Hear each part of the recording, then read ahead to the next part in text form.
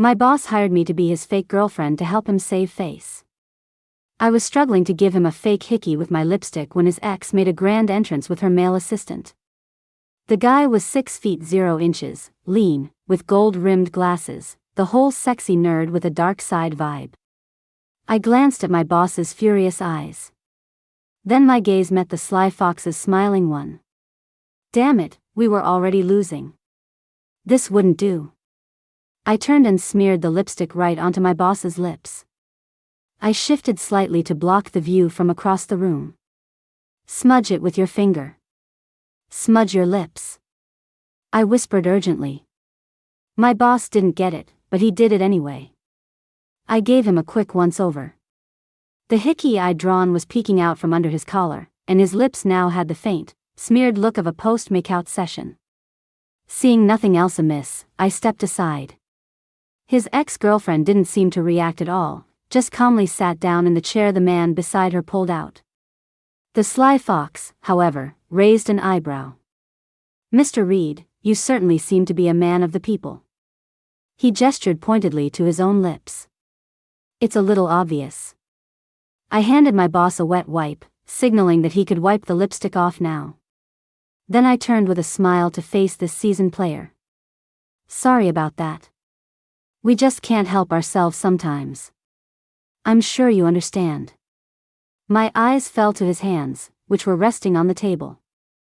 I could see the faint remnants of nail polish that hadn't been completely removed.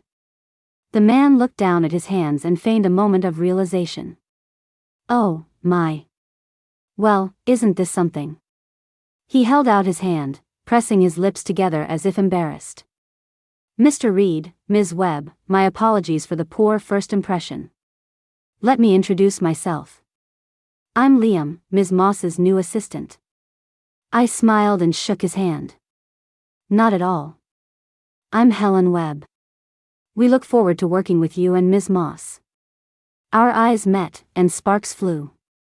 Humph. Looks like I've met my match this time. A day earlier, when I first heard what my boss said, I thought I'd misheard him. Boss? What did you just say? Nathan Reed stared at the financial report, his tone as cool as ever. You heard me. Triple bonus this month to pretend to be my girlfriend. I tilted my head, confused.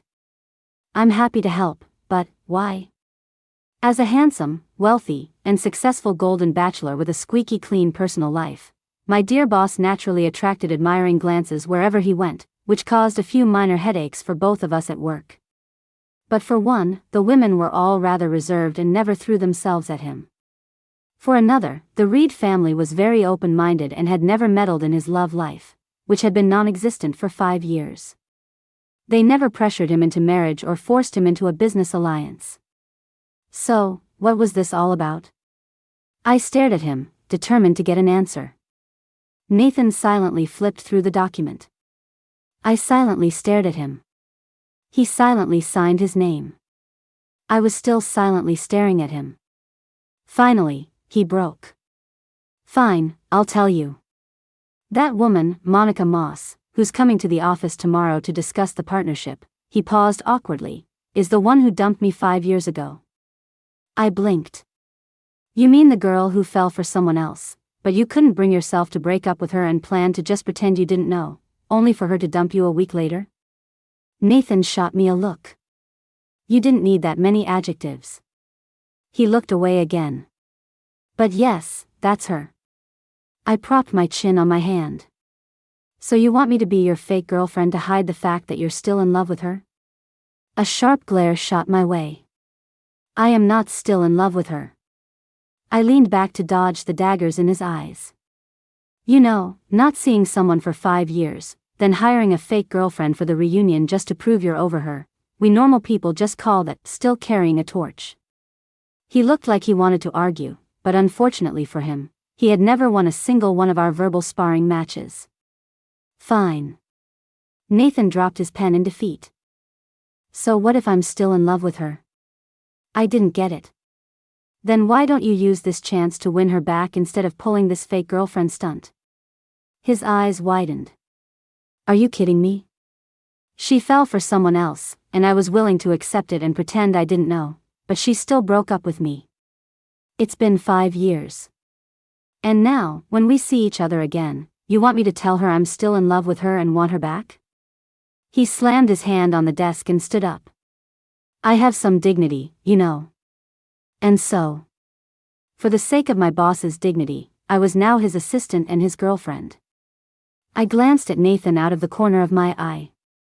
From the moment Monica walked in with Liam until the end of our initial discussion, he hadn't said a word. He just silently stared at Monica. Others might not have noticed, but to someone like me who's known him for over 20 years, he was a walking volcano on the verge of erupting. Sigh. I guess it was understandable. Even though Nathan wouldn't admit it, his actions showed he was still holding on to a sliver of hope. Hope that Monica still loved him. Hope that she'd be jealous when she saw he had a new girlfriend. But instead, not only was she not jealous, she brought her own new boyfriend, who was every bit as good-looking as Nathan. Across the table, Liam smiled and thanked the assistant from our department who brought them water. In that instant, I could have sworn I saw little pink hearts in our colleagues' eyes. This can't be happening. Is there no one on our side in this conference room who can hold their own? If they can't do it, I will. I'm going to save face for my boss. I discreetly cleared my throat, about to speak, when I saw Monica shiver slightly. The next second, my hand shot out under the table to stop Nathan from getting up. What do you think you're doing? Are you about to give her your jacket? I shot him a disapproving look, gesturing for him to watch Liam. Look. Does she need you to? While we were having our silent argument, Liam had already taken off his suit jacket and draped it over Monica's shoulders without a second thought. See? I told you it would be cold, he said softly, with a hint of playful scolding. I told you to wear an extra layer, but you never listen. Monica smiled gently. Sorry. But I have you, don't I, Liam? It was the first time I'd heard her speak today. Contrary to what I expected from her cool, aloof appearance, her voice was low and soft, with a tone that could send a shiver down your spine. But, Liam? Wait, she called him senior. Liam fits as the equivalent of that. I'll just use his name. While I was lost in thought, Nathan stood up anyway. He stared coldly at Monica. Since when did you have a senior like him in your life? Monica's smile vanished as she stood up too. Of course you wouldn't know. He was my senior when I was an exchange student at Stanford. She lifted her chin, her voice laced with sarcasm. You weren't by my side back then. The other colleagues in the room suddenly found their shoes very interesting, not daring to breathe. I quickly waved my hand to dismiss the poor employees, gesturing for them to leave. Oh my God, how did the atmosphere get so tense? I tugged on Nathan's sleeve. Nathan? Calm down, don't make a scene. He took a step back, letting me pull him slightly, and seemed to come back to his senses. Sorry, he exhaled. I lost my composure. Monica's gaze swept over my hand holding Nathan's. After a moment, a corner of her mouth twitched up. It's nothing. She took Liam's hand. We'll be going now. I hope that next time, Mr. Reed won't, she said, enunciating every word, lose his composure. She mocked me. She mocked me. Nathan paced back and forth in his office like a frog on a hot plate. I sat on the sofa, painting my nails. I heard. She mocked you. The frog hopped over to me. And the nails. That's right, the nails. She used to love secretly painting my nails, and now she's doing it for that punk. The frog gritted his teeth. I admired my freshly painted nails. Liam is older than you know. You can't really call him a punk. Nathan stopped pacing. You got his file? I pointed to the documents on his desk. Yep. Go take a look. Liam, 2 years older than you and Monica. He was indeed her classmate at Stanford. After getting his PhD, He stayed on to do research until a few months ago, when Monica invited him back to the country to work at her family's company. He's currently her most trusted assistant. Nathan flipped through the file. What about their relationship?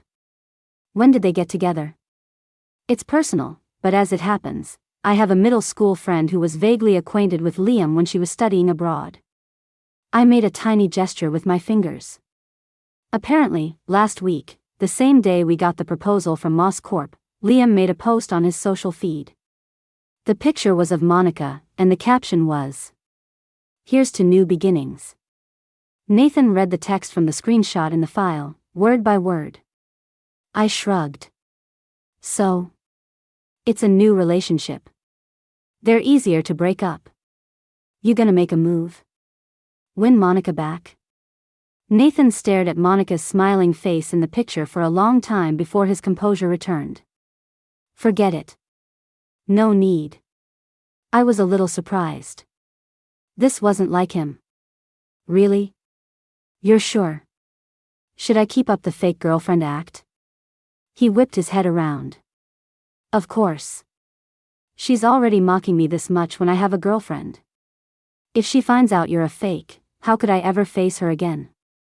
But is this Liam guy really trustworthy? Nathan kept flipping through the file, and the more he read, the more he frowned. He's dated way too many people. 1, 2, 3, 4, 7.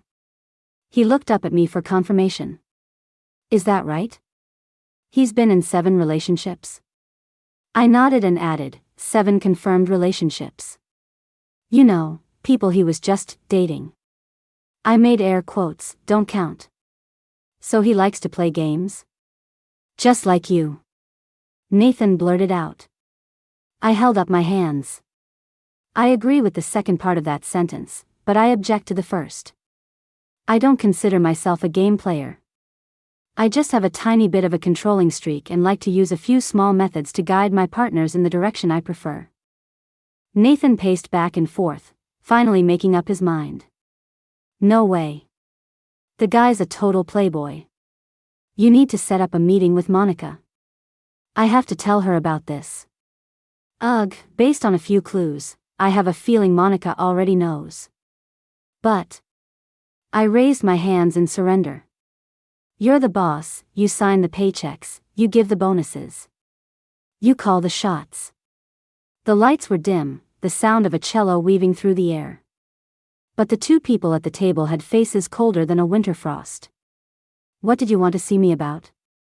Monica's tone was as icy as her expression. Business should be discussed at the office. She glanced around the restaurant, a cold smirk on her lips. A place with this kind of ambience doesn't seem very appropriate. Nathan's face was rigid. It's not business. It's personal. Monica raised an eyebrow. I thought we broke up 5 years ago. What personal matters could 2 people who have already broken up possibly have to discuss? You. Nathan's brow furrowed angrily. I made a big X with my hands from across the room. He turned his head and took a deep, restrained breath. Do you have to talk to me like this? Monica lifted her chin defiantly. Sorry, but this is how I talk to my ex-boyfriends. Nathan closed his eyes, trying to suppress his anger. After a few deep breaths, he still couldn't hold it in. Fine. I'm the ex-boyfriend. I deserve your sarcasm. But what about your current boyfriend? Is he so great, so worthy of your love? Do you know how many women he dated before you? Do you know how many women he's gone out with, slept with? What do you like about him? That he's gentle? That he's thoughtful? He was getting worked up, his words coming faster and faster. How do you know his gentleness and thoughtfulness are only for you and not for everyone else? Didn't you used to hate sharing things with others? What, did your tastes change? Are you into Mr. Popular now? Yes. Monica's expression suddenly changed. She raised her voice. I hate sharing things with other people. I especially hate sharing a man. Her voice was trembling, on the verge of tears, but her words were laced with fury. So what right do you have to call Liam up Mr. Popular? At least he wouldn't make me share him with someone else. He wouldn't humiliate me like that. As if she couldn't take it anymore, Monica shot up from her chair and threw one last sentence at him. At least he's not like you. I emerged from my corner table and cautiously approached Nathan. Boss? You okay? He looked up, the anger gone from his face, replaced by pure confusion. What did she mean? That I have no right to call her Liam Mr. Popular? What does she mean? At least he wouldn't make her share a man, he wouldn't humiliate her. As if I would? His face fell, and he lowered his head again. Is that really what she thinks of me? Ahem, I cleared my throat. From what Ms. Moss was saying, it sounds like you've already done something like that. Nathan's head snapped up. I haven't. How could I ever do anything to betray her? The more he thought about it, the more hurt he became. How could she say that about me? Maybe, I ventured, there was some kind of misunderstanding. I racked my brain, trying to analyze the situation. Look, maybe 5 years ago, there was a girl you were a little too close with, and it gave her the wrong idea? No way, he said, frowning as he thought back. He denied it. I was always very careful. There's no way I did anything that could be misunderstood. He thought for a moment and added, besides, you were in San Francisco 5 years ago. Who else in my life could she have possibly misunderstood things with? We stared at each other. After a few seconds of silence, he muttered, I only ever had her, and she still says this about me. That Liam guy has probably been with countless women, and yet she defends him like that. No, she must have been tricked by Liam's smooth talking. His expression startled me. I have to expose his true colors. Do we really have to do this? It was a weekend morning. I should have been enjoying a loving embrace with my soft, warm bed, but instead, I was woken up at the crack of dawn by a call from Nathan. It was only 8 o'clock. And now I was forced to sit in a car with Nathan, staking out Liam's apartment building, waiting for him to potentially leave. I reached for the door handle. You know what, I think I'll just go home. No. Nathan ruthlessly hit the car lock, his expression grim. Aren't you my most loyal friend and my most trusted assistant? I am, but... Nathan carefully scanned every car leaving the garage. Then, my most loyal friend and most trusted assistant, I am now requesting your help. I was speechless. But... trying to find evidence of Liam's infidelity by stalking him just seemed so unreliable. Before I could finish my sentence, Nathan stomped on the gas. There he is. We followed him. Until Liam's car stopped in front of a bakery. The moment Nathan saw Liam walk into the shop, a dark cloud formed over him. This was our favorite bakery back in college. Monica loves the sandwiches from here. She actually told him about this place. I rubbed my nose. Maybe she didn't tell him. Maybe he found it on his own. Nathan turned and stared at me without a word. I held up my hands in surrender. Okay, fine, I know that's highly unlikely. Completely oblivious to Nathan's simmering rage, Liam walked out of the bakery with a bag and then headed into the flower shop next door. When he came out of the flower shop, he was holding a bouquet of cappuccino roses. Nathan was squeezing a plastic bottle so hard it was crinkling. Cappuccino roses are Monica's favorite. She was always so happy whenever I gave them to her. I tried to shrink myself against the car window, desperate to escape the vortex of a jealous man's mutterings. The shop owner ran out after Liam and handed him a brown paper bag. Nathan stared intently at the bag. That's definitely a succulent. Monica likes to keep a succulent by her computer. She says looking at it after staring at a screen for too long makes her feel better. But she always ends up killing them. I used to be the one who bought her new ones regularly. Liam put everything in his car, then leaned against the door, waiting patiently. It wasn't long before a clearly dressed up Monica appeared in our line of sight. Looks like a date. I snuck a peek at Nathan. His face was ashen. Liam took the bouquet out of the car and handed it to Monica. She did seem to love those roses, just as Nathan had said. Because I saw her smile. A really sweet smile. Like a summer peach, ready to burst with sweet juice at the slightest touch. Liam leaned in closer to her, and their shadows gradually merged in the sunlight. They shared a kiss. 10 yards away. The plastic bottle in Nathan's hand let out a sudden, gut-wrenching groan. Seeing Liam and Monica get back in the car, he grimly stepped on the gas and followed. The further they drove, the worse Nathan's expression became. By the time Liam's car pulled into the garage of Monica's apartment complex, his face was dark enough to drip ink. Helen. I turned to look at him. His gaze was cold and heavy, filled with the oppressive weight of a coming storm. You can go home. I'll wait here. But how long would he have to wait? I opened my mouth to say something, then gave up.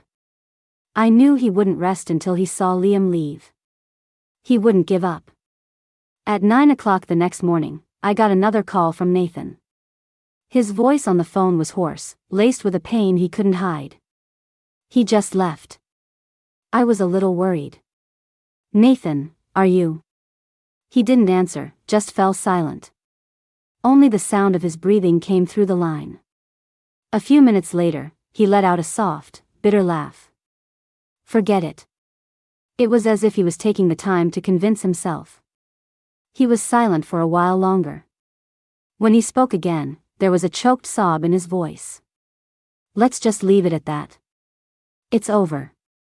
The host pushed open the door to the private tea room. I was still thinking about Nathan's "it's over," so much so that when I saw the person in the room, it took me a moment to register. Huh? Aren't you? Monica's grandfather, Mr. Moss?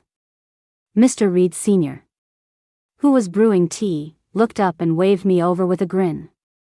Helen, you're here. Come, come. He turned to Mr. Moss. Old Moss, let me introduce you. This is Helen. Her father worked as my good-for-nothing son's assistant for over 30 years, and now she's following in her father's footsteps, helping Nathan out. Mr. Reed Sr. gave a thumbs up. I'm telling you, this girl's skills are top-notch. Mr. Moss smiled and nodded. Excellent. A fine young woman indeed. You're too kind, sir, I said quickly. Mr. Reed Sr. waved his hand. Oh, no need to be so formal with him. Sit down, Helen, sit. He picked up his teacup and blew on it gently. Helen, do you know why we asked you here today?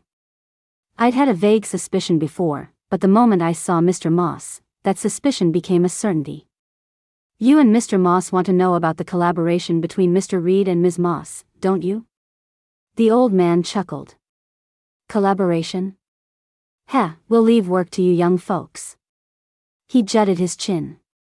Us old men just want to know how things are going with them, romantically. I wasn't sure how to put it.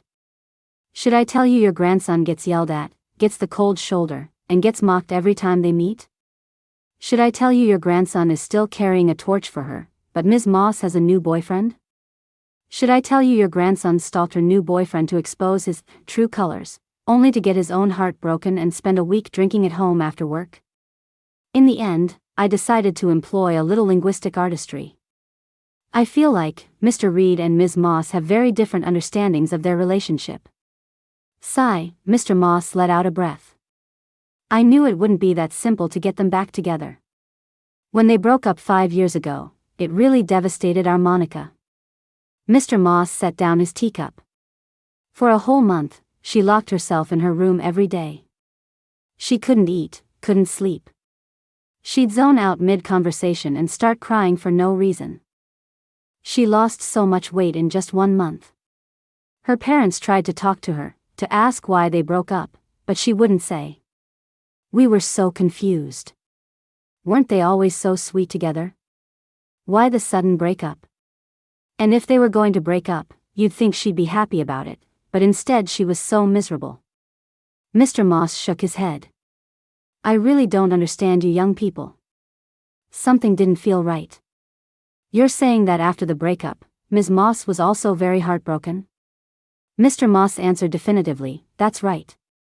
At first, we thought it was Nathan who initiated the breakup. But Monica said she was the one who did it. It's true.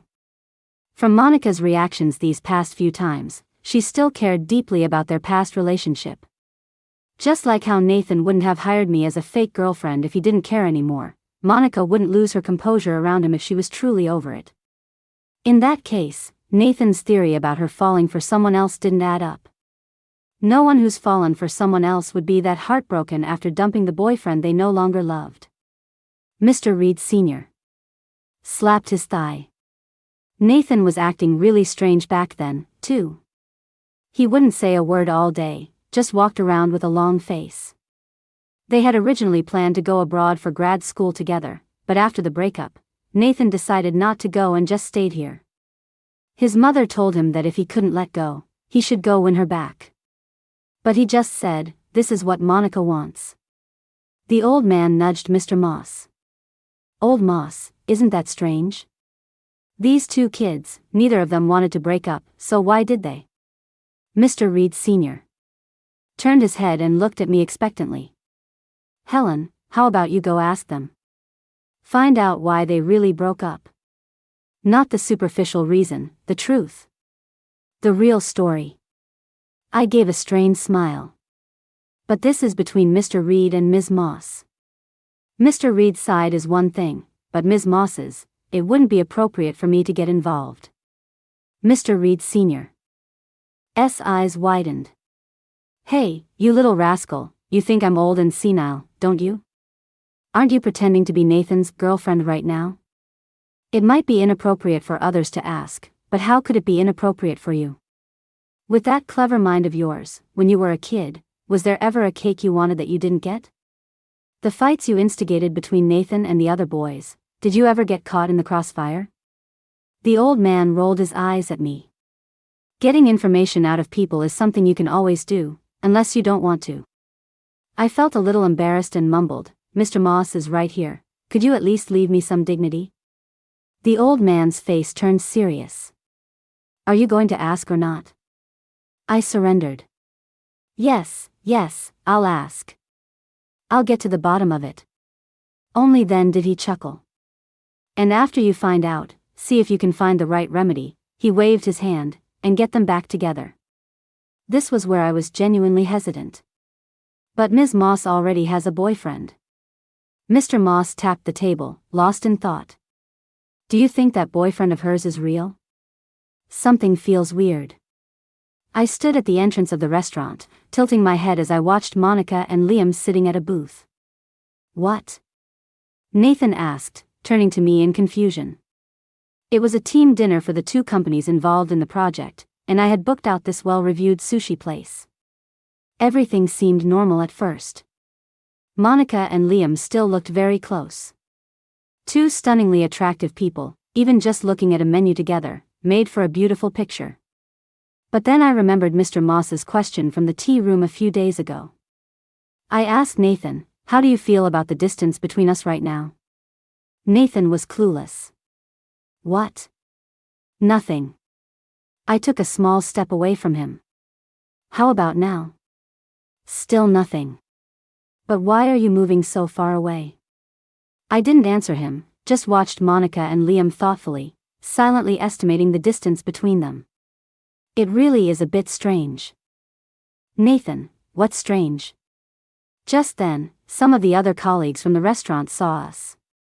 One of our well-known office social butterflies yelled out, "You're late." "Mr. Reed, Helen, time for penalty shots." I smiled and raised my voice. "You're on." Leaving Nathan with a "I'm not telling you," I walked ahead toward the table where Monica and Liam were sitting. "Ms. Moss, Liam. Good evening." I sat down across from them and, pretending to have just noticed, cautiously tested the waters. "Did you two have a fight?" Monica and Liam looked up, both with the same blank expression. "Huh?" Liam, who had always been so smooth and composed, couldn't help but look a little confused. "Why do you ask?" I gestured to the space between them. Because you're sitting a little far apart. I smiled knowingly. If I didn't know you two were in your honeymoon phase, I would have thought you were just friends. If I hadn't been watching closely, I would have missed the fleeting look of shock that crossed their faces. Monica subconsciously turned to look at Liam. As expected of the man everyone praised for his emotional intelligence, Liam was quick on his feet. You really don't miss a thing, do you, Helen?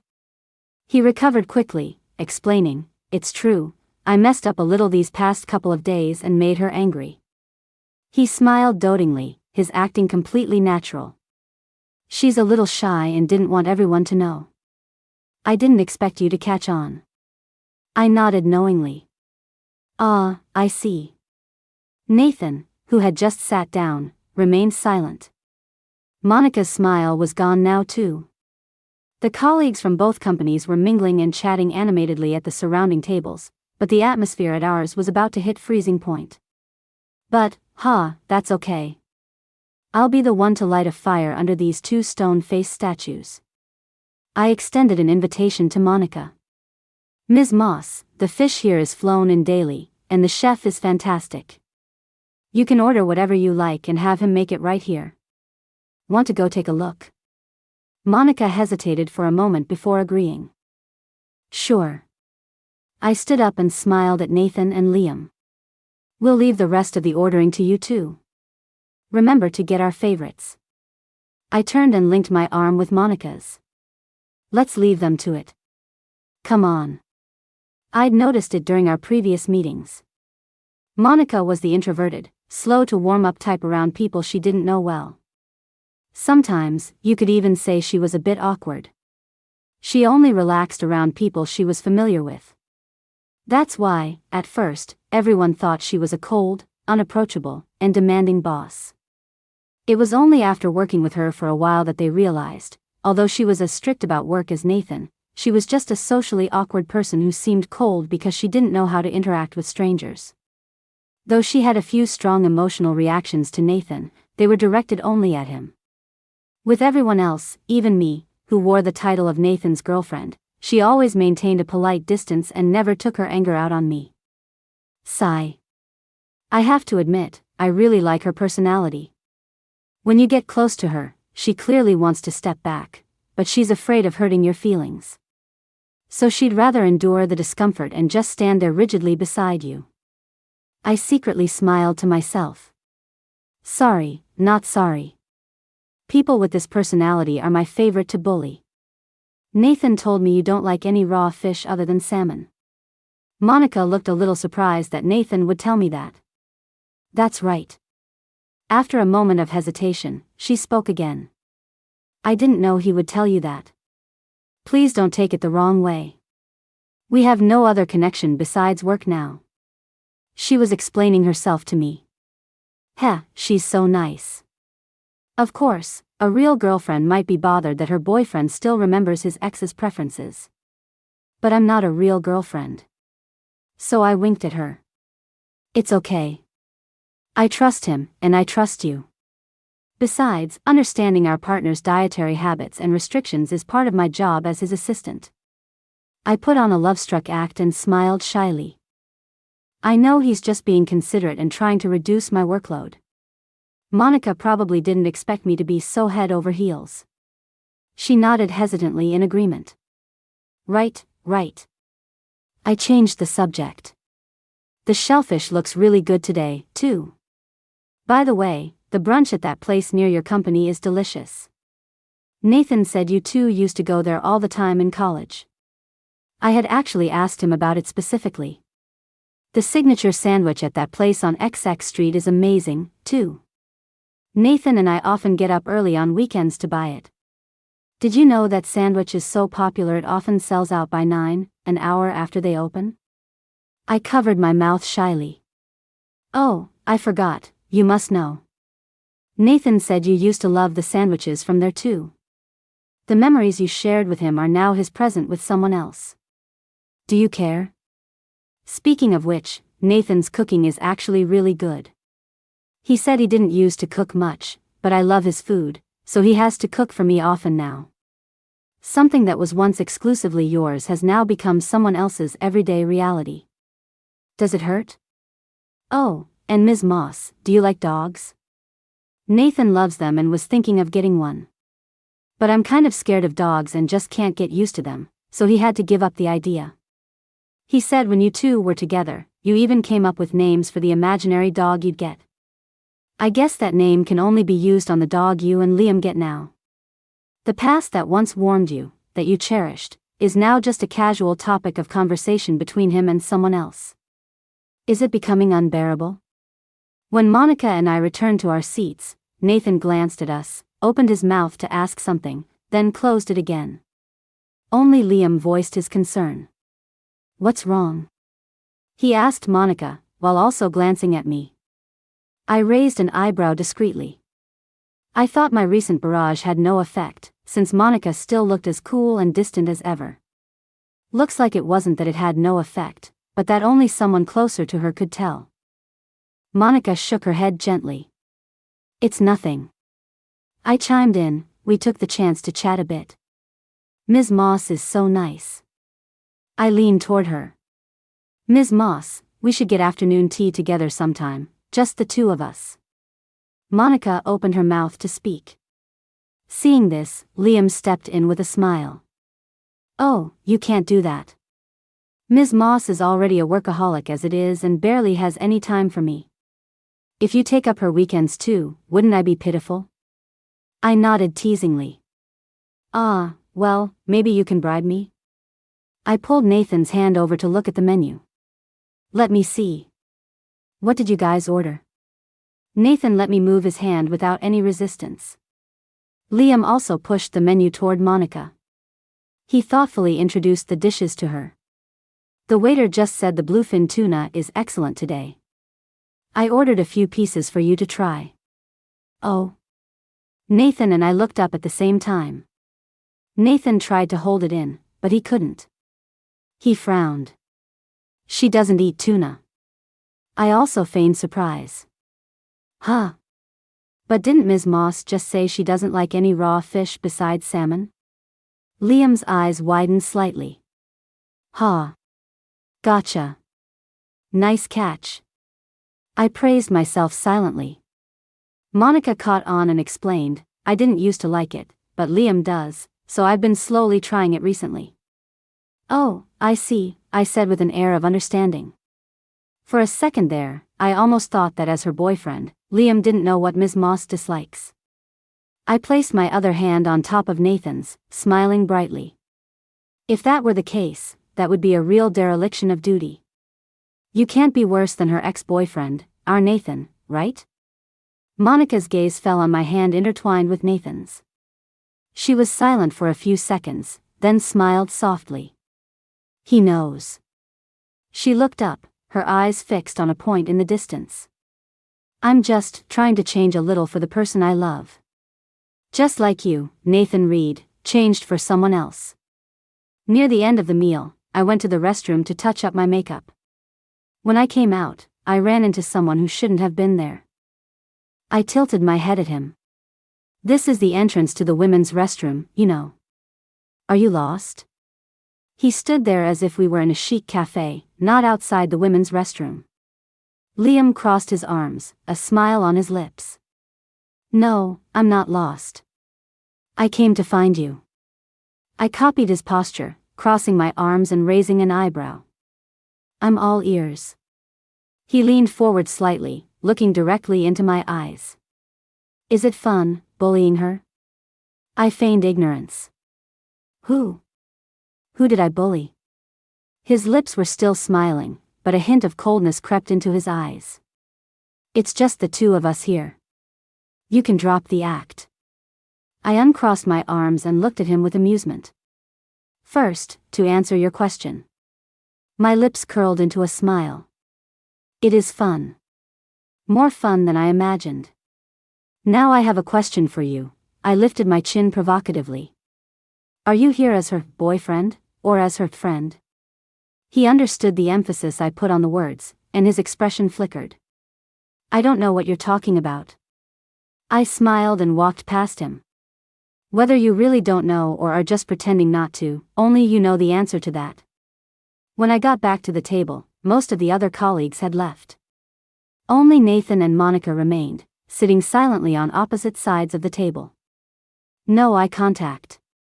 Like two rocks. I was a little annoyed. I called out to Nathan. Nathan. He looked up. I put on a smile again. We all had a little to drink. Why don't you drive Ms. Moss and Liam home? Huh? Liam, who had returned a step after me, and Monica, who had just stood up, asked in unison. Nathan's reaction wasn't as big, but a giant question mark appeared in his eyes. What are you plotting now? Monica tried to refuse. We can just call a driver. She avoided Nathan's gaze. No need to trouble you. Oh, it's no trouble at all. I reached out, pulled Nathan to his feet, and patted his shoulder. I'm leaving them in your hands. Make sure you get Ms. Moss and Liam home safely. Nathan wanted to refuse too. I just stared at him with a smile plastered on my face. He caved. He picked up his keys and suit jacket. Fine. He paused for a second, then, without using her name, said, let's go. Monica was still trying to resist, but I put a hand on her shoulder and gave her a gentle push.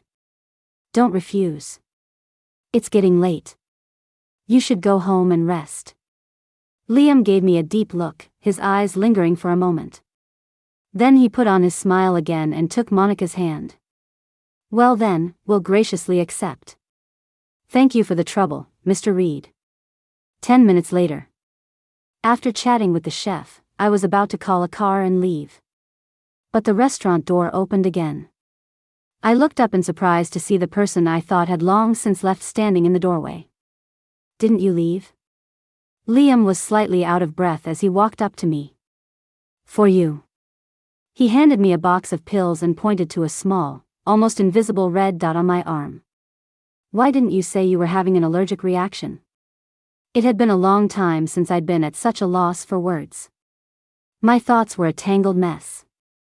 I took the pill box. Thanks. He caught his breath, and at my words, he raised an eyebrow. You're welcome. But I have to ask, your own boyfriend's attention is entirely on someone else, so much so that he didn't even notice your allergy. He stared at me searchingly. Aren't you hurt? He watched my expression closely. After a moment, he came to a conclusion. Looks like you're not. If you're not even hurt by that, then why are you targeting Monica so much? I composed myself and fired back, and what about you? You're just going to let your girlfriend be driven home by her ex-boyfriend? He retorted, of course. I trust both Monica's and Mr. Reed's character. I snorted. Oh, really? He stared at me. I stared back at him. After a long moment, we both burst out laughing. Okay, a smile he couldn't suppress spread across his lips. I won't ask you, and you don't ask me. A gentleman's agreement, we don't interfere with each other. How about it? He held out his pinky. The sly fox before me had a charming twinkle in his eyes. I admit, for a second, I was mesmerized. Our pinkies linked. You know you're truly speechless when you just have to laugh. Liam was experiencing that feeling right now. What did you just say? I kept my feet moving with the music. I said, didn't we have a gentleman's agreement not to interfere with each other? The project had reached a milestone, and with the end of the year approaching, we decided to combine the two companies' annual parties into one big celebration. My idea, of course. As for a certain someone, I have no idea what happened when he drove Monica home alone last time.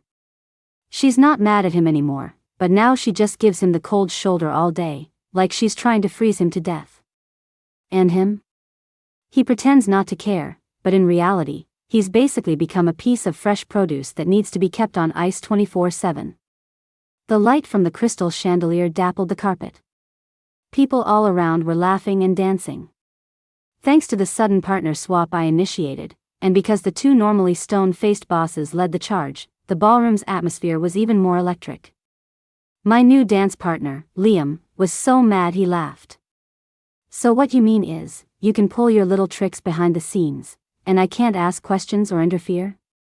He guided me through a turn, a smile that didn't reach his eyes on his face. Is that our gentleman's agreement? Of course, I knew what he originally meant. I wouldn't ask him why he was pretending to be Monica's boyfriend when he wasn't, and he wouldn't ask me why I was pretending to be Nathan's girlfriend when I wasn't. On top of that, we wouldn't expose each other or trip each other up. But I wasn't violating any of that right now. I put on an innocent face. I'm not pulling any tricks. This is just a normal, common partner swap. Oh, he stepped forward. Then why did you just happen to announce the swap at the exact moment our two couples passed each other? I stepped back. Maybe to have Mr. Reed and Ms. Moss set an example and get everyone excited.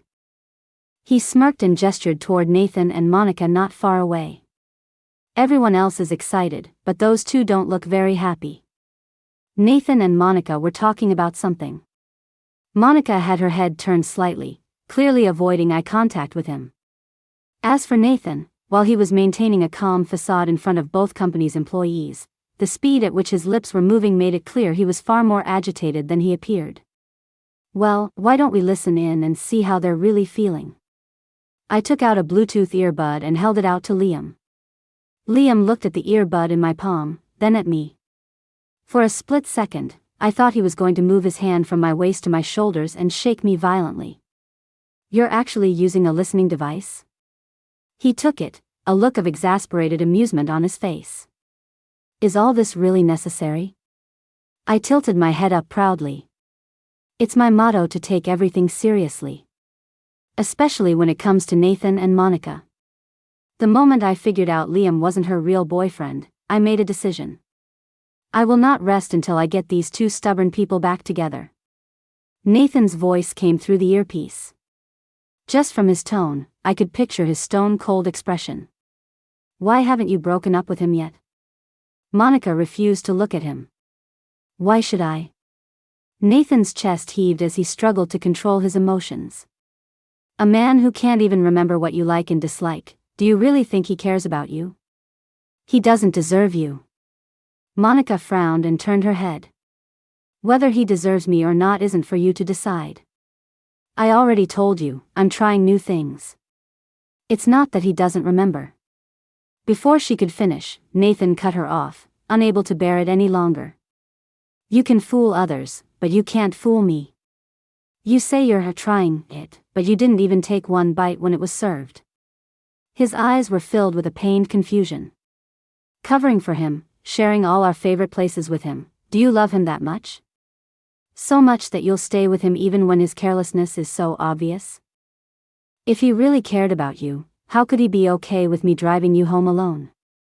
No man who's truly invested in a relationship would tolerate that. Why? What is it about him? What do you like so much? His voice was strained, almost pleading. Can't it be me? What does he have that I don't? Whatever you want, I can do it. Monica finally looked up and met his eyes. She spoke softly. Am I the only one sharing our memories with someone else? Her gaze was calm, but there was something else churning beneath the surface. Like the tide crashing against the shore after nightfall. Whatever you can do, you should save it for someone else. It must be hard, trying to be good to two women at once, isn't it? Nathan froze for a second, then tried to explain. Actually, Helen isn't. Oh, crap. This is not the time to reveal that. I instinctively started to pull Liam toward them. Just then, the music stopped, and a voice came from the stage. Ahem, testing, dear colleagues. Everyone looked up to see Heather from the events department on stage with a microphone. How did everyone enjoy the partner swap? The crowd roared in appreciation. It was awesome. So fun. Another colleague yelled, let's do it again. The whole room burst into laughter.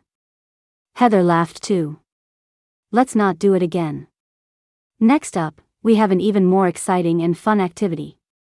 She paused deliberately for 2 seconds, satisfied when everyone quieted down and looked at her expectantly. The compatibility quiz. I had a bad feeling about this. Because as far as I knew, Heather was a die-hard shipper of me and Nathan. And her biggest recent annoyance was that as the project progressed and Nathan and Monica's interactions increased, a faction of co-workers who shipped them had emerged. In her words, she suddenly had a lot of rival shippers. Heather waved her hand, and a colleague on standby brought up 2 tablets. Next, let's welcome our contestants, she drew out the words, then suddenly pointed at the 4 of us, Ms. Moss, Mr. Reed, Liam, and Helen. Let the battle of the companies begin. Epic, dramatic music started playing as everyone else cheered and applauded. In the midst of the fervent atmosphere, Liam leaned close to my ear. Is this another one of your arrangements? I stood there stunned, my brain short-circuiting for once. No. I blinked. I didn't plan this. My phone buzzed with a notification. I pulled it out. It was a message from Heather. Surprise. Quick, get on stage. Let all those tasteless co-workers who ship Monica and Nathan see the truth. You and Nathan are the real OTP. They need to stop shipping every random pairing. She attached a hissing cat emoji. I'm going to show everyone that my ship is number 1. You and Nathan are the perfect, super compatible golden couple. Unfortunately for her, I let her down. In reality, Nathan and I were a pair of clueless friends with negative compatibility. It started out okay. What's her most hated vegetable? None. She likes them all. Is he a durian lover or a staunch hater? Durian lover. The former. Does he prefer cloudy days without sun, or bright, sunny days? Sunny. Sunny. What does she do when she's in a bad mood? Goes for a rage walk. Walks it off. After that, it all went downhill. What's the first thing he does when he wakes up in the morning? How should I know? I've never lived with him. I took a wild guess. Check his phone? Works out. What color were her clothes the first time you met? Who remembers something from over 20 years ago? Another guess. Blue? Yellow? Where was your first date? We've never been on a date, let alone had a first one. I threw out a classic location. An amusement park. A ski resort. What's his must-do activity before bed? Oh my God, I have even less of a clue about this. I gave up. Closes his eyes. Drinks a glass of warm water. Meanwhile, Monica and Liam weren't faring much better. What's the first thing he does when he wakes up in the morning? Drinks water. Makes breakfast. What color were her clothes the first time you met? Brown. Purple. Where was your first date? The aquarium. The movies. What's his must-do activity before bed? Has a nightcap. Reads a book. The colleagues in the audience had never seen us so flustered and awkward. Every mismatched answer sent them into fits of laughter. In stark contrast, Heather was devastated. She looked like she couldn't believe her favorite ship had such terrible chemistry and was doing so poorly. Her face grew darker and darker. Heather sidled up to me, her words seething between clenched teeth. Such great chemistry. Right? I don't know if anyone would dare to contradict a rabid fan who just discovered her OTP has 0 compatibility. I certainly didn't. All I could do was laugh nervously, trying to distract her and make her forget what just happened. But then her train of thought shifted, and she let out a wicked cackle. Since you all did so terribly, let's switch partners. She stroked her chin, a sinister smile on her face. Compatibility is relative. If I show them that Monica and Nathan are even worse, they'll stop shipping them. But as it turned out, she was disappointed again. If my performance with Nathan, and Monica's with Liam, was a complete disaster, then Nathan and Monica's was the polar opposite, a perfect display of speed and accuracy. What is she most afraid of? Mollusks. What are her milk tea habits? Light sugar, no ice. What's a daily habit she must complete? Stretches before bed. From personal preferences to intimate daily habits that only someone very close would know, their answers matched perfectly for every question. Then there was me and Liam. Cat person or dog person? Cat person. Do you agree that love at first sight is just another way of saying lust at first sight? Agree. If your partner breaks up with you, would you accept it or try to win them back? Accept it. Heather's expression went from damn it, why are they so compatible? And oh no, I just gave the rival ship more material, to a full-blown existential crisis of was I shipping the wrong couple all along? And wait, this other pairing is actually kind of cute. The audience erupted in gasps of surprise, the atmosphere growing even more heated. Nathan and Monica's sync rate was so high that eventually, people in the crowd started shouting out their own questions.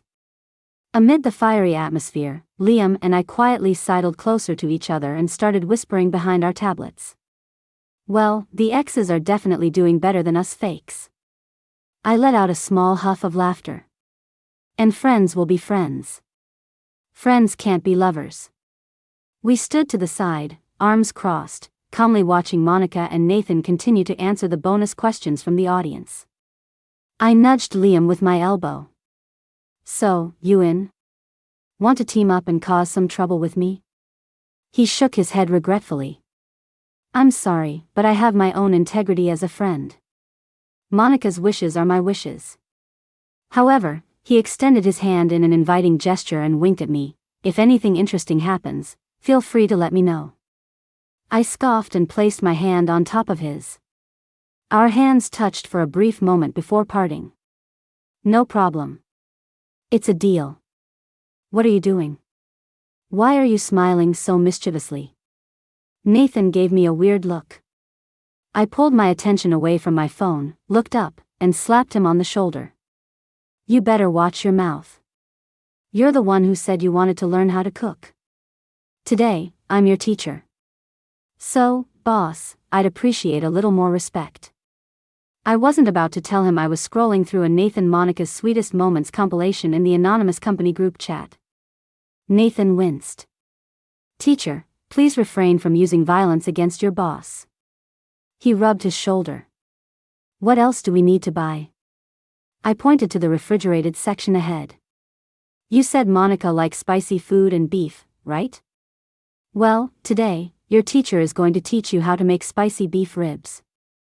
I patted his back. Go on. Your teacher will wait for you here. He rolled his eyes and pushed the shopping cart away. After Nathan left, I dove back into my phone, surfing the ocean of gossip. Just as I was trying to stifle a laugh and silently warning myself not to look like an idiot in public. Helen. The other main character of the gossip appeared before me. Startled and feeling guilty, I instinctively locked my screen. Monica. What a coincidence, I said with a friendliness that even I could tell was a bit too eager. Monica nodded and asked politely, Are you shopping alone, Helen? Oh, no.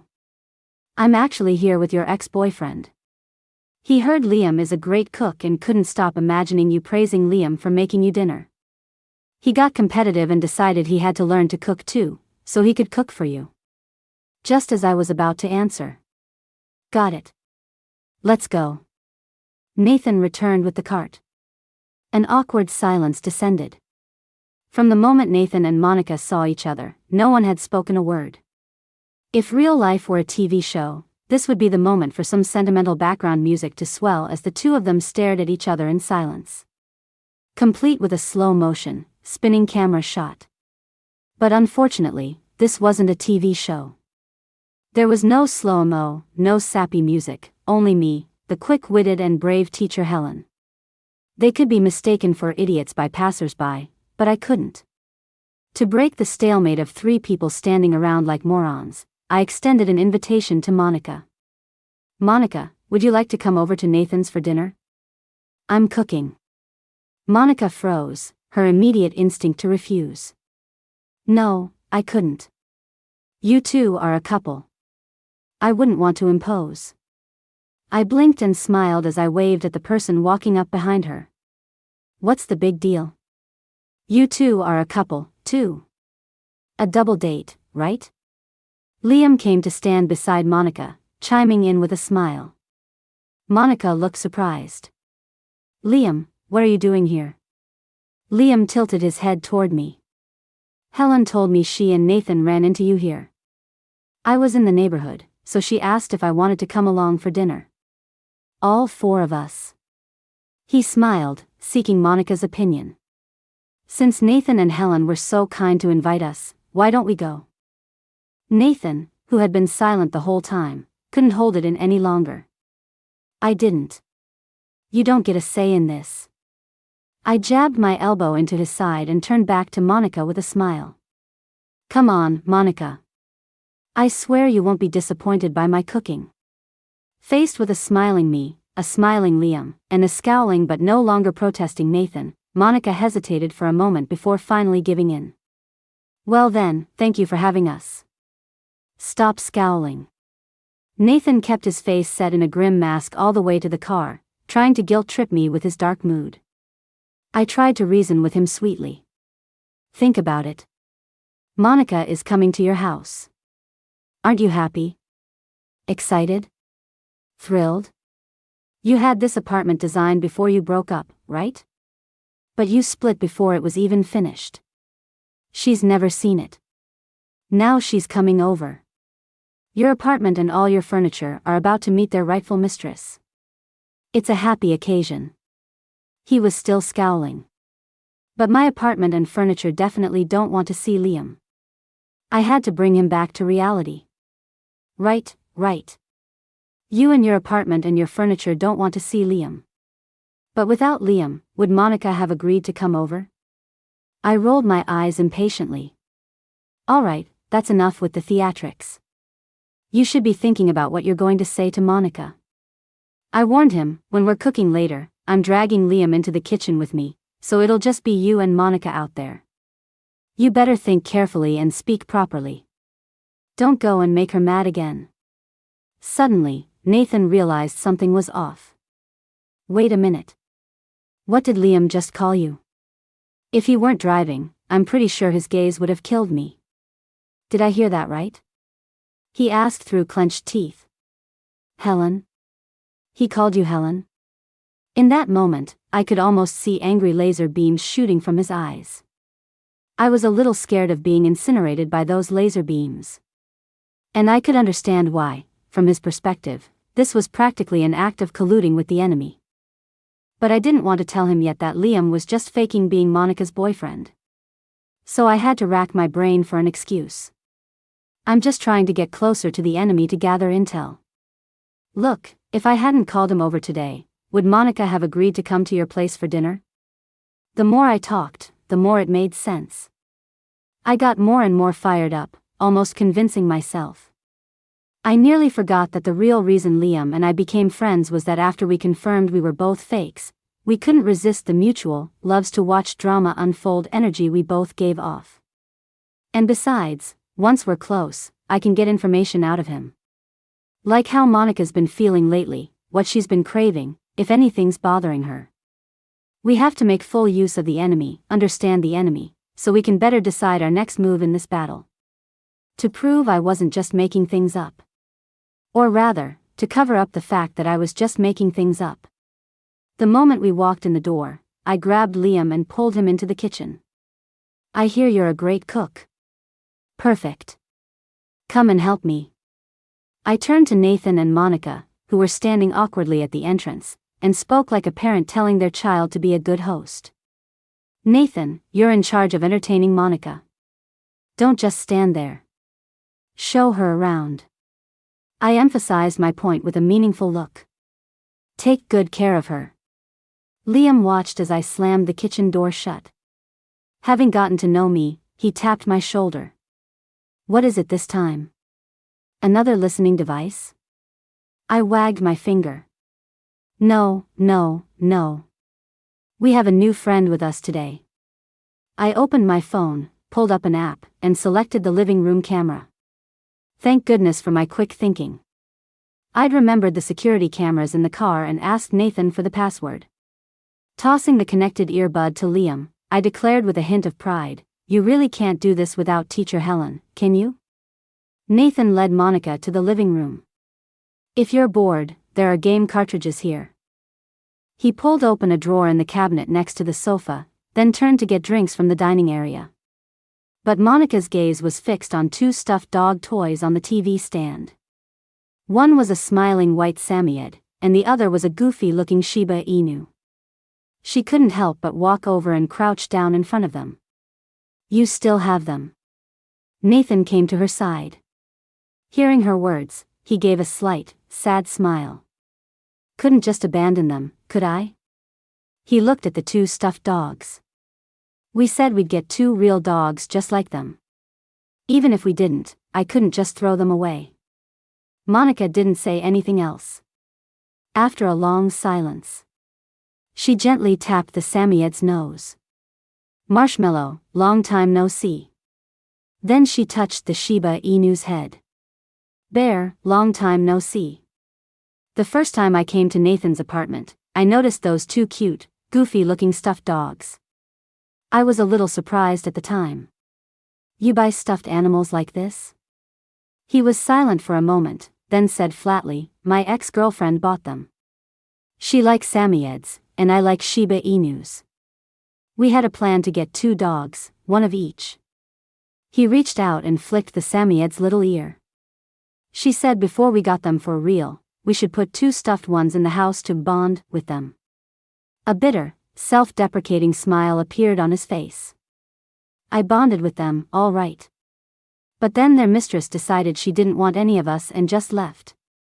After the breakup, for 5 years, Nathan had no news of Monica. For 5 years, he treated those stuffed animals like real pets. Just as they had joked about when they were deeply in love, he would talk to Marshmallow and Bear, give them baths, and brush their fur. Sometimes, he'd see cute dog clothes or accessories online. He'd buy them because he felt that if Monica were there, she would have bought them for the dogs. He probably never imagined that, years later, he'd have the chance to see Monica step into this apartment that was supposed to be their home together. A chance for Marshmallow and Bear to see Monica again. "Careful." Nathan quickly steadied Monica as she tried to stand up but lost her balance from crouching for too long. Once she was steady, he let go and handed her the cup he was holding in his other hand. "Here, brown sugar water." Monica stared blankly at the steam spiraling up from the cup. Nathan thought she didn't want to drink it and frowned. "You're on your period, right? You can't have anything cold." Seeing her silence, he softened his tone. "If you drink something cold, you'll feel awful later. You don't want to go through that, do you?" Monica was quiet for a moment before taking the cup. A satisfied smile quietly appeared in Nathan's eyes. But it froze just as quickly. Because she said, "Actually, I don't get cramps anymore." Your concern is now useless to her. When Liam and I came out with the food, Monica and Nathan were sitting silently at opposite ends of the sofa. The air was thick with a gloomy, oppressive tension, like the calm before a storm. I couldn't stand it. "Nathan. Go get the rest of the dishes. Stop moping around like some dark, emo teenager. Do you think you're still 18, where staring melancholically at the sky at a 45-degree angle is acceptable?" I couldn't be bothered to maintain my gentle, kind, and patient good girlfriend image in front of Monica anymore. Because right now, I really wanted to headbutt Nathan. Why the long face? Is that going to help? The moment Nathan stepped into the kitchen, I started lecturing him like a disappointed parent. It's been 5 years. It's normal for her life and habits to have changed. You have to accept that. I hit him with another dose of reality. You're a man. In a relationship, men have to learn to fight for what they want. What's the point of just feeling sad? I made him look at Liam, who was chatting and laughing with Monica. Look at him, then look at you. He's the perfect example of a charming, soft boy player, thoughtful, witty, and he even knows how to use a little jealousy to spice things up. And you? The cold, stoic type who can't express his feelings is out of style. If you love her, you have to make her feel it. Your advantage is that you and Monica have a history, but your disadvantage is that you missed 5 years of her life. You can't make up for those 5 years. So you have to focus on the present. Make Monica feel that you still love her now, and that no matter how much she's changed, you'll still love her. Dinner's ready. Nathan and I came out of the kitchen one after the other. Monica stood up to help take the dishes, but I dodged her. It's okay, you can sit. You don't have to be so formal. This is the menu Nathan gave me. It should all be dishes you like. Give them a try. I teased Liam with a smile. Liam, you're not doing so well. You didn't know a thing about her tastes. Monica looked like she wanted to say something but held back. I think she was starting to notice that something was off about my relationship with Nathan. I had actually left a lot of clues. But back then, she was blinded by her emotions and didn't notice. Now, though, the inconsistencies were piling up, probably too big for her to ignore anymore. After all, very few women would be able to smile when they find out their boyfriend still remembers his ex-girlfriend's favorite foods. Let alone have him tell his current girlfriend what his ex likes so she can cook it for her. I felt like the time was right. It was time to clear up the misunderstanding. I dropped the bomb casually. By the way, I never got around to saying this clearly. I'm not actually Nathan's girlfriend. Nathan and Monica's eyes went wide in unison. 1, because he never expected me to tell the truth at this moment. Why are you bringing this up now? Nathan yanked me aside and hissed. His reaction snapped Monica out of her shock. She realized, so. All of this was a lie. You were just pretending to be his girlfriend? The other, because she couldn't believe that all her secret turmoil had been based on a lie. I pressed my palms together. Yes, but please don't be mad at me. Nathan bribed me with a bonus, so I agreed to fake it. From the moment I realized Monica was still in love with Nathan, I knew she would be angry when the truth came out. For Monica, the fact that he had a new girlfriend made all his attempts to win her back seem despicable. But when she was with him, she couldn't help but waver, couldn't help but soften, couldn't help but feel her heart flutter again. And so, this woman who took relationships seriously began to blame herself. He has a new girlfriend. How can you be swayed by just a few words from him? It's not fair to yourself, and it's not fair to that other girl. But logic can't control feelings. No matter how much she blamed herself, no matter how much she suppressed her emotions, her love for him kept bubbling up from her heart and spilling out through her eyes. So she had to blame herself even more forcefully, and try even harder to hold back her feelings. And now, she finds out. The girl she thought was his new girlfriend, the girl she tried so hard not to hurt, was just faking it. All the self-recrimination and torment of the past few weeks had become a joke. For a moment, Monica didn't know how to react. She wanted to be angry, but seeing her hesitation, I started batting my eyes, playing the pity card. Monica couldn't bear it and looked away, her accusatory gaze shifting to Nathan. Nathan hadn't expected me to pass the buck so quickly. He wanted to explain, but he realized that everything I'd said was technically the truth. There was no room for him to argue. What could he explain? That he was still clinging to the foolish hope of saving face in front of the ex who dumped him? That he was being stubbornly competitive after discovering she had a new boyfriend? That he was still in love, still couldn't let go, but had misjudged himself, thinking he could fake being over her? He couldn't say it. There were no words. Like a rain-soaked puppy, his tail drooped. I was getting tired of watching Liam leisurely eat and enjoy the show from the sidelines. Might as well get everything out in the open today. With lightning speed, I raised Liam's hand. And Liam is just a friend, not her boyfriend. He'd been deceived, and he should have been angry. But a smile started to creep across his face all on its own. Later, I got a message from Liam. "How are things on your end?" I replied, "He's back to full strength now that he knows you're not Monica's real boyfriend. He's dragging me into planning his next moves." I sent him a picture of the projection on the wall. A single, bold title was displayed on the screen. Nathan Reed's plan to win back Monica Moss. Nathan began his campaign. First, learning to cook.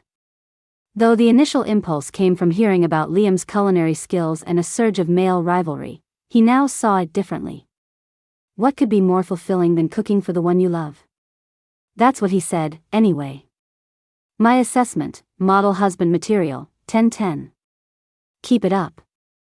Next was winning hearts and minds. He bribed Monica's colleagues with afternoon tea, delivered promptly at 3 p.m. every day. Milk tea, pastries, desserts, snacks, a new variety every day. Of course, Monica's portion was always the most special and thoughtful. She didn't like things too sweet, so there was always one order with a special request for reduced sugar.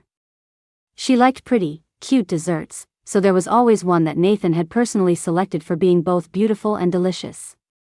Finally, there was the punctual chauffeur service to and from work. Though Monica didn't always let him drive her. Nathan's pursuit of Monica became the talk of the town. So much so that our company's anonymous shipping group for the two of them started getting new members from Monica's company. When they weren't working, everyone was in the group chat, shipping them with a passion. Shipping them hard, shipping them with abandon. After the meeting that day, Monica and Liam were about to leave. I decided to call it a day too, leaving Nathan to keep working in his office. Without the slightly thicker-skinned Nathan around, my teasing left Monica blushing. It was all going well until the elevator unexpectedly stopped. The person who appeared at the door made me frown deeply. And she was just as startled to see me. My tone was stern. Linda, how many times have I told you? Don't try to be special. All the other employees use the staff elevators. Why are you always taking the executive one? How many times have I caught you now? Linda stammered, I'm sorry, Helen. She was always quick to apologize but would do the same thing again next time. I sighed heavily. And another thing, haven't you been late or leaving early a lot recently? I'm not asking you to achieve great things, but you have to at least follow the company rules, right? She bit her lip and said nothing. There was nothing more for me to say. Go on. And don't let me hear any more complaints about you.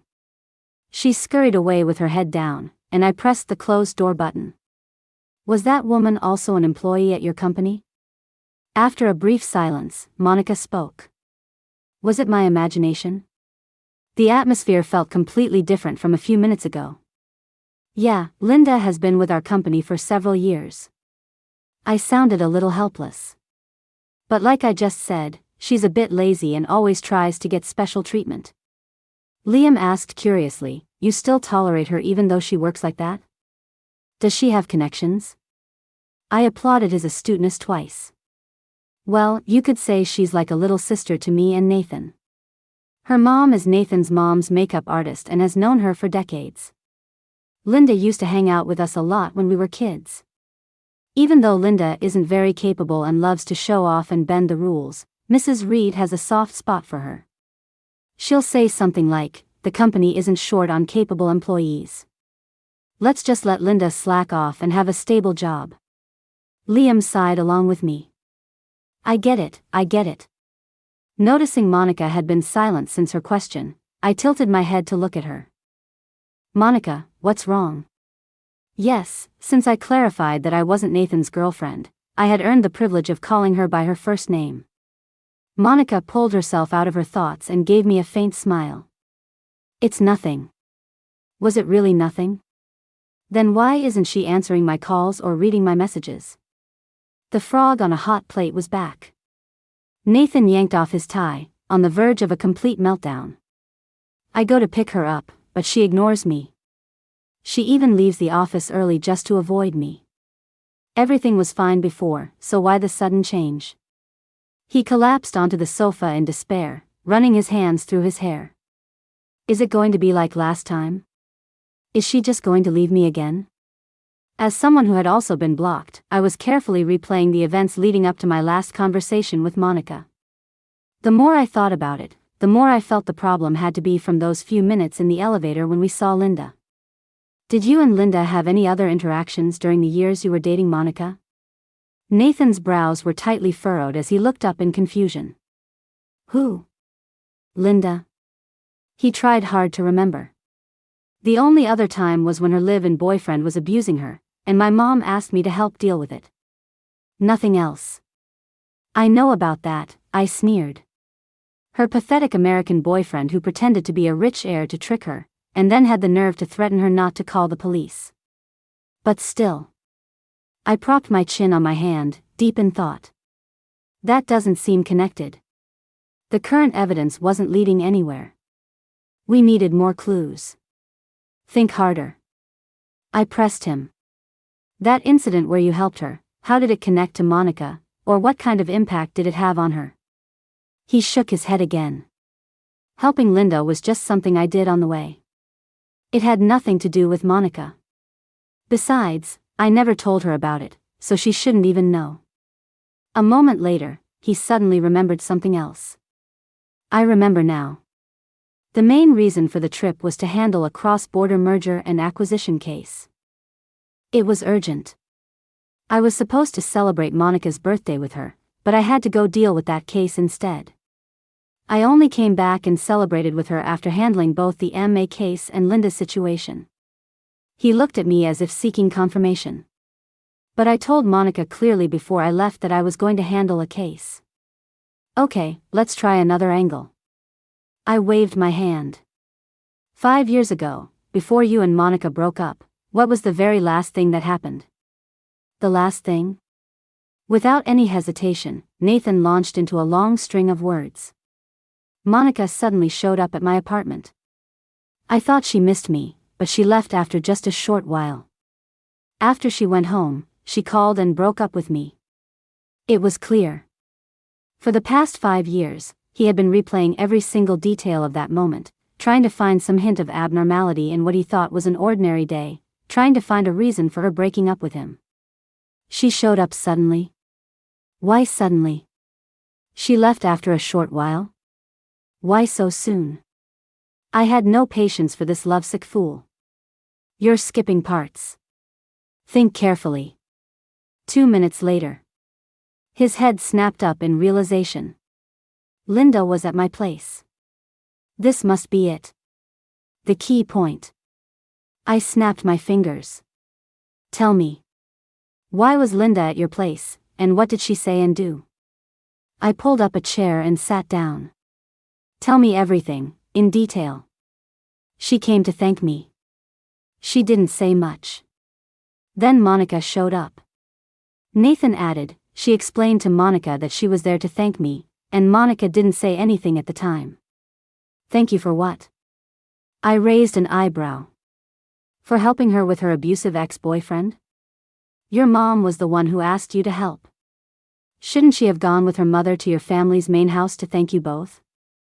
What was she doing showing up at your door alone, a man and a woman? I looked at him searchingly. You helped her with something else, didn't you? Something the adults don't know about? He averted his gaze and didn't answer. Seeing this, I let out 2 cold laughs. There's something, but you can't say it, right? He was silent for a moment before explaining, I did promise Linda. It's her personal privacy. Privacy?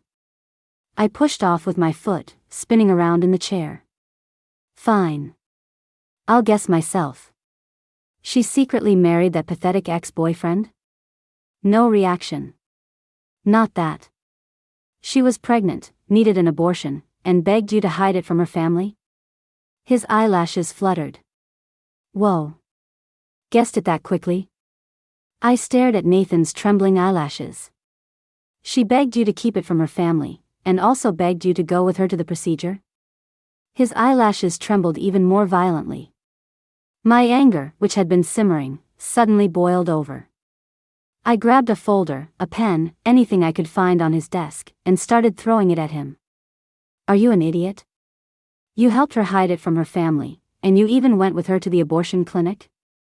Have you ever stopped to think about what Monica would think if she found out? He dodged left and right, trying to avoid the weapons I was hurling at him. Monica doesn't know. There's no way she could know. No way she could know. Right now, I seriously wanted to take a wrench and pry open his head.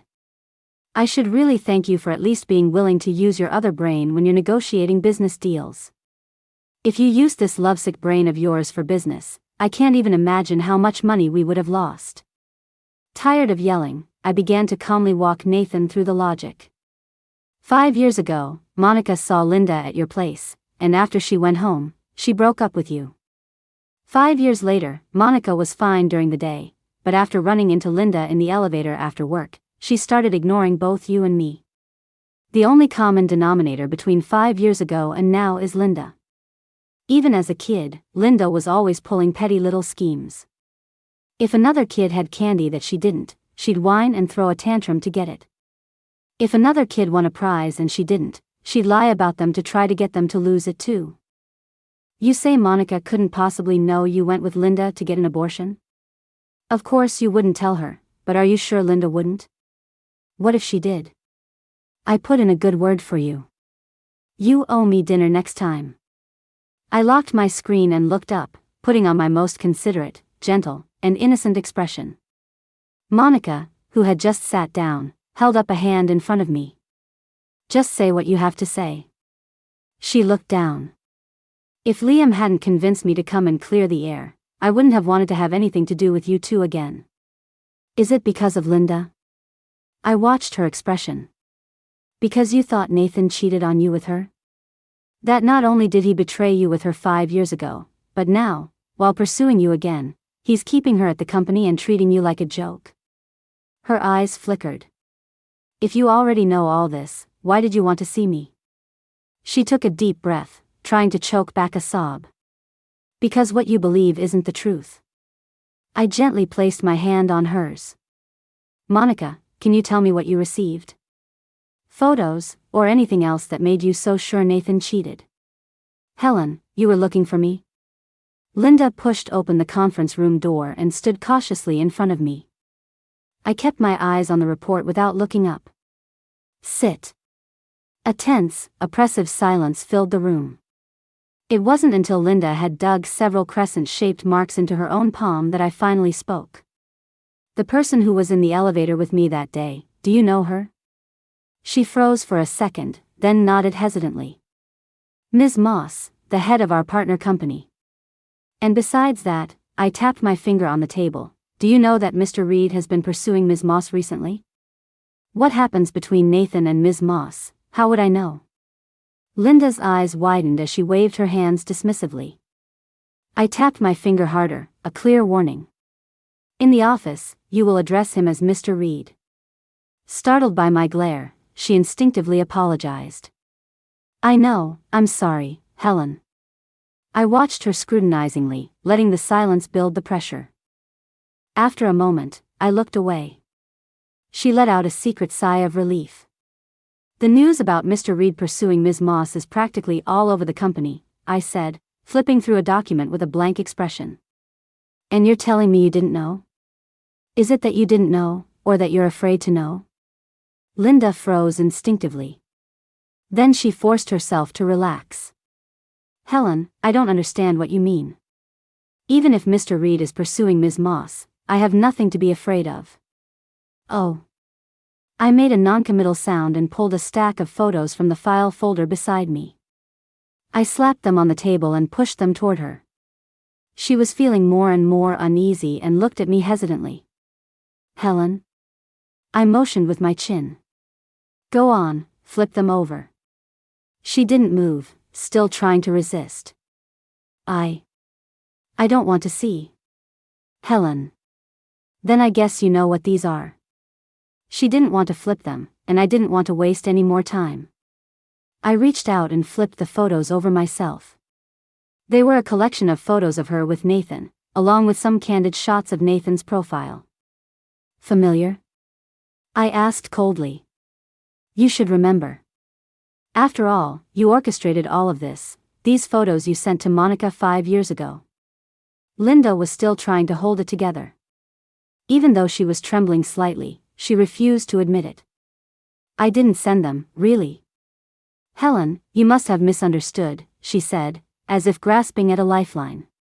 Was it Ms. Moss who told you this?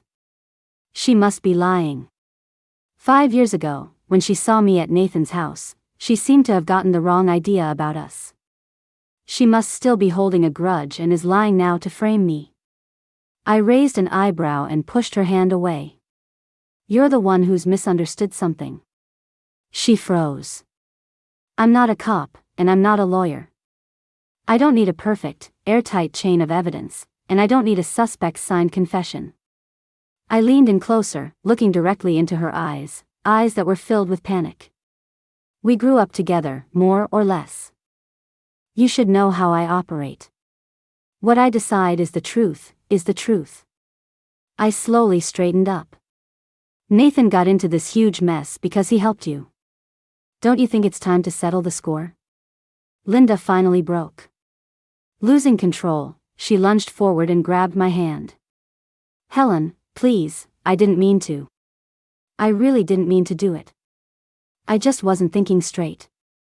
At that moment, I just felt so jealous. She sobbed, trying to explain. I just thought, how could she be so lucky? Nathan is so wonderful, and she wasn't even grateful. She was on the phone throwing a fit at him. And me, I thought I had finally found my soulmate, but that man, he did that to me. She cried as she pulled up her shirt sleeve, revealing the faded scars on her skin. Helen, please, forgive me. Have pity on me, please forgive me, don't tell Nathan, don't tell Mrs. Reed.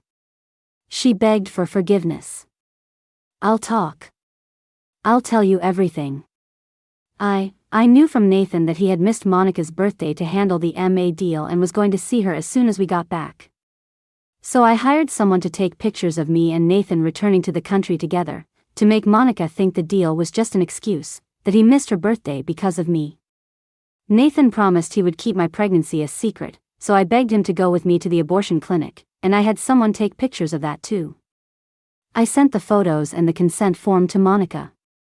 That day I went to Nathan's house. I said I was there to thank him, but I had actually messaged Monica, wanting her to see with her own eyes that I was in his house. Nathan is such a good person, really. She buried her face in her hands, weeping. Monica asked him what I was thanking him for, what he had helped me with. And just like he promised, he didn't say a word. He even said it was my private matter and he couldn't tell her. I looked past her, toward the door. Linda, you have really, really disappointed me. Linda whipped her head around. Nathan and Monica were standing right there. Nathan sighed heavily. You should resign. HR will process your severance package as usual. As for my mother, I'll explain everything to her. I cut him off. I've already spoken to your mother.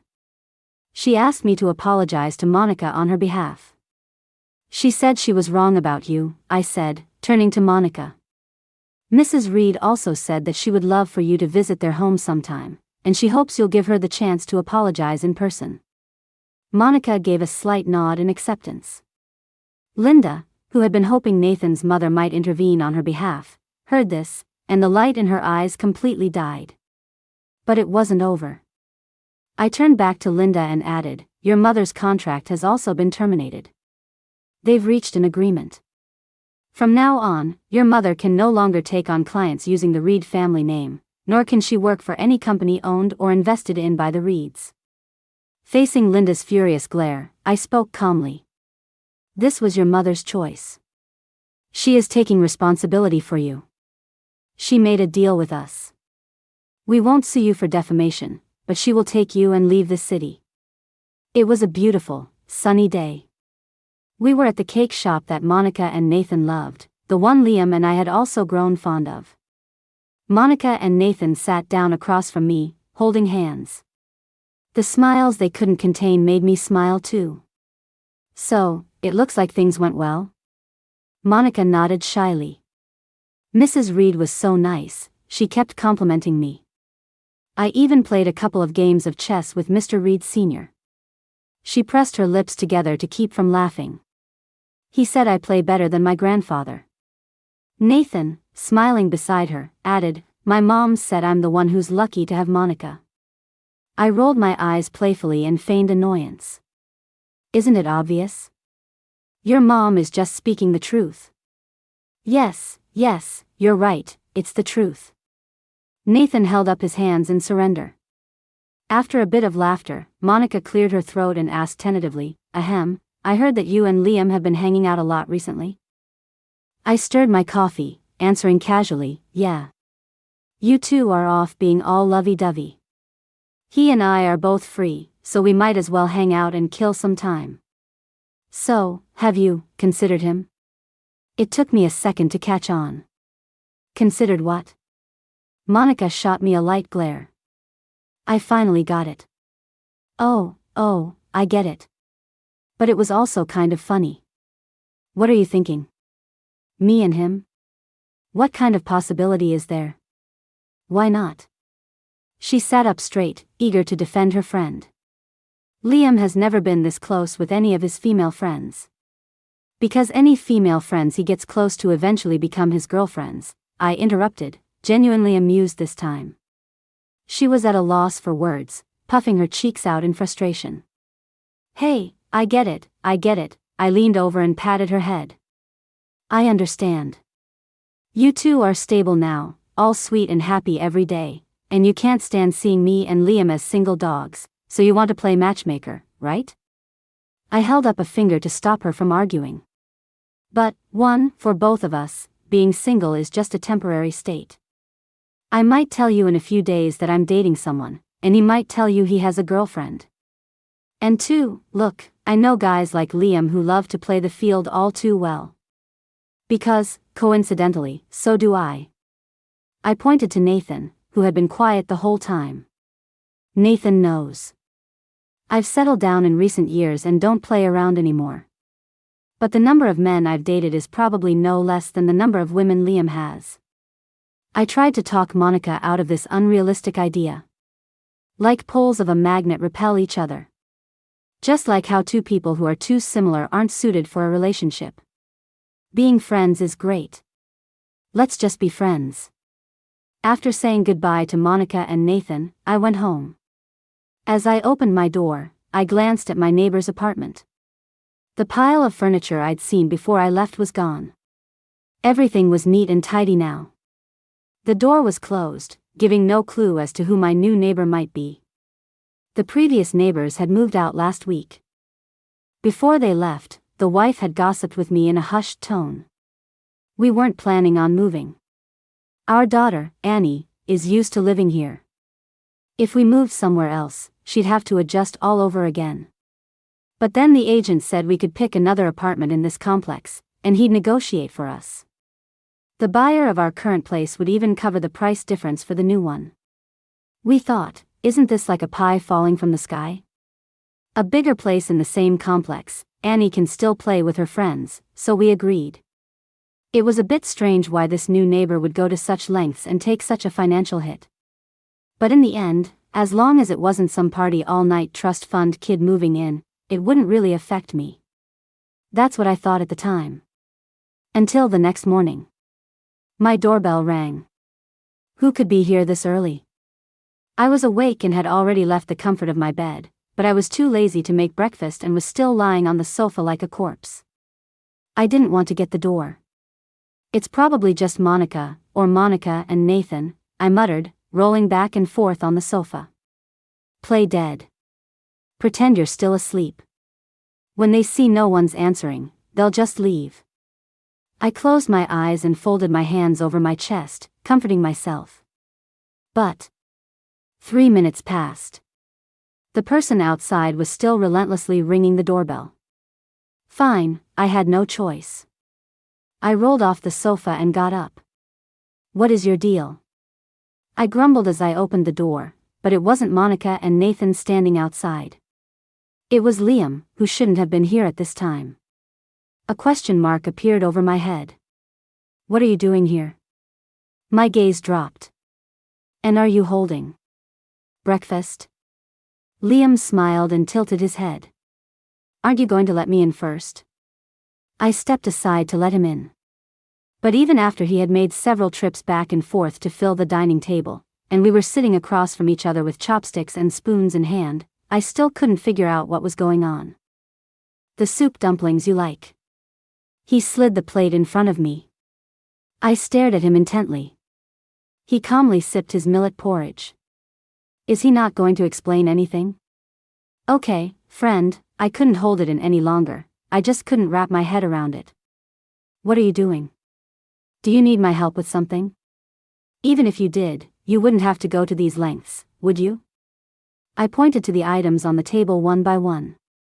Millet porridge, soup dumplings, soy milk, fried dough sticks, sticky rice in lotus leaf, egg tarts. This is way too much. What on earth do you need help with? I put down my chopsticks and crossed my arms.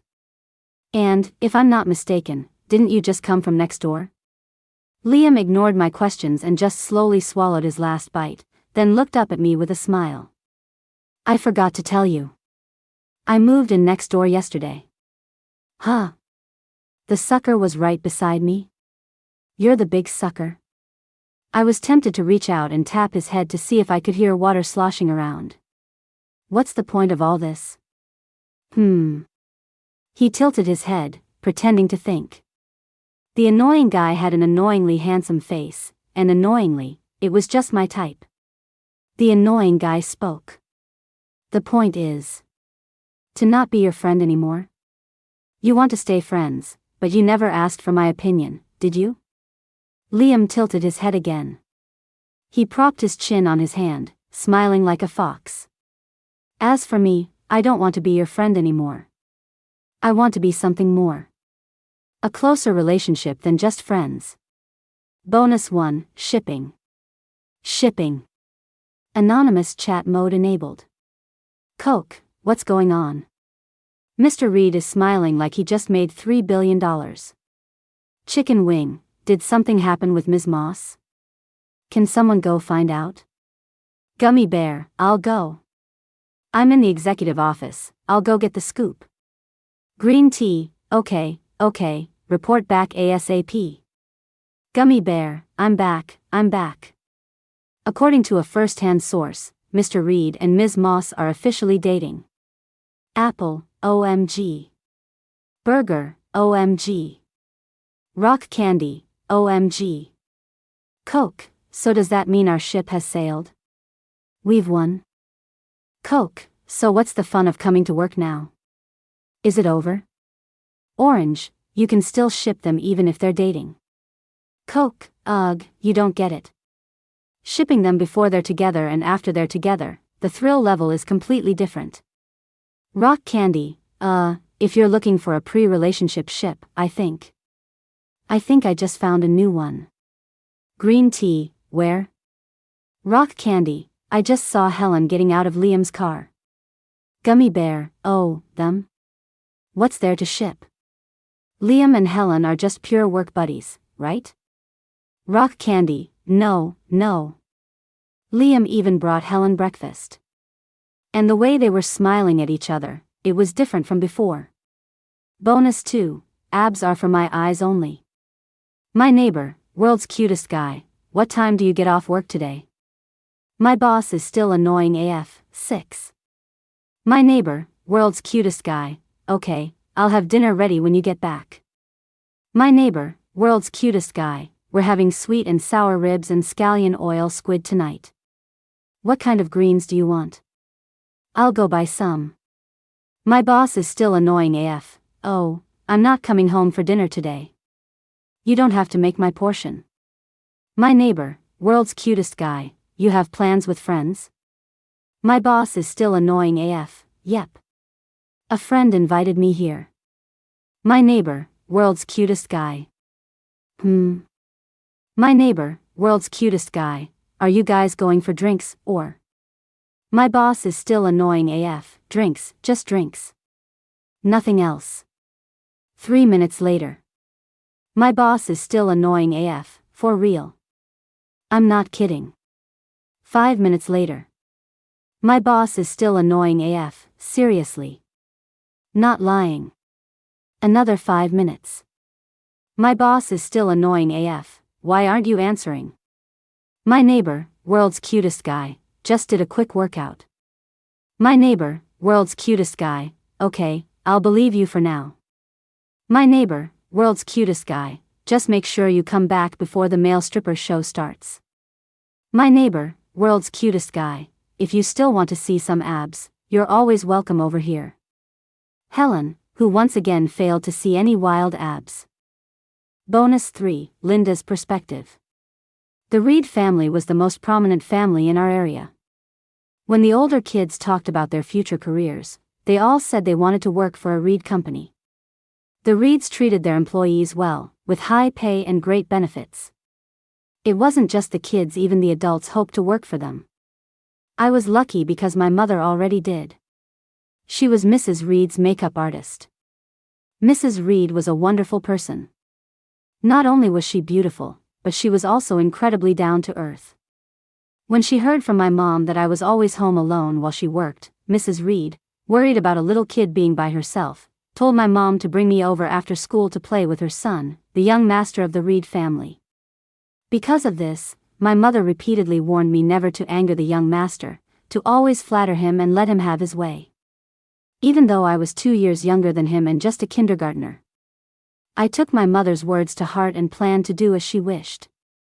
But on my first day at the Reed's house, I discovered things weren't as my mother and I had imagined.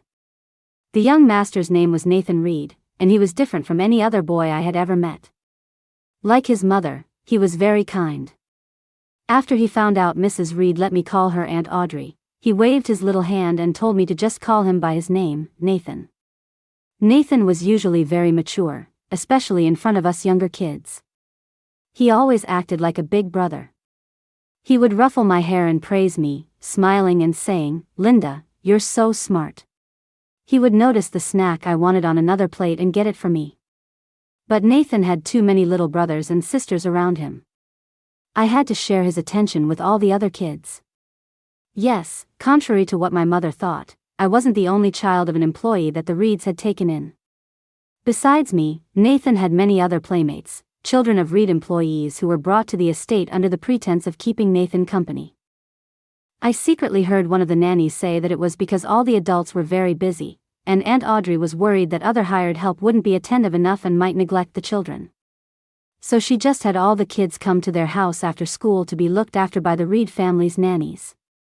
The usually big brother Nathan only acted like a little brother in front of Helen. Even though Helen was actually 2 months younger than him. In Helen's eyes, Nathan wasn't the young master of the Reed family. At least, not just the young master. When Nathan's teasing went too far, she would punch him. When he couldn't solve a problem, she would solve it and then mock him.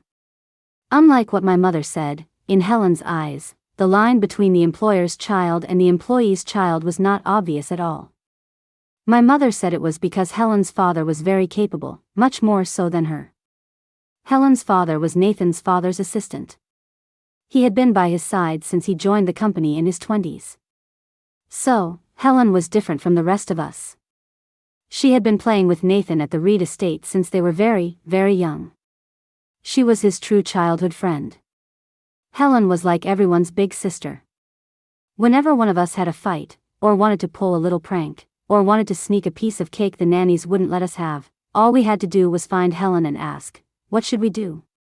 And she would always have a solution. I wanted to be like Helen so badly. I want to be like Helen. It was a childhood thought I hadn't had in a very, very long time. But it resurfaced when Phil started hitting me.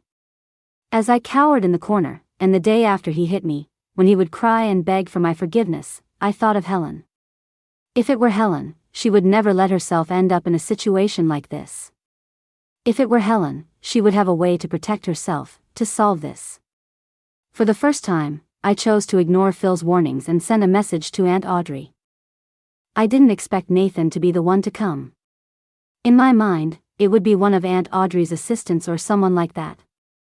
I never thought Nathan would come himself. He took me to get my injuries checked and to file a police report. It was then that I found out that Phil wasn't the scion of a powerful family like he claimed. He was from a distant branch of the family, and the apartment we lived in was the most the family could give him. I felt like a joke. Nathan didn't understand why I was crying and laughing at the same time. He just thought I was happy to be free. He comforted me just like he did when we were kids. Suddenly, I wondered, if I were with Nathan, would I have ever ended up in a situation like this? Nathan told me about his girlfriend. She was beautiful, smart, and sometimes had a bit of a temper, but was mostly cheerful and loved to laugh. They went to the same university and were planning to go abroad for their master's degrees together after graduating. Her last name was Moss, and her name was Monica. She was the daughter of the Moss family, a perfect match for him in every way. A dark thought took root in my mind. I hired someone to take pictures of me and Nathan at the airport when we returned to the country.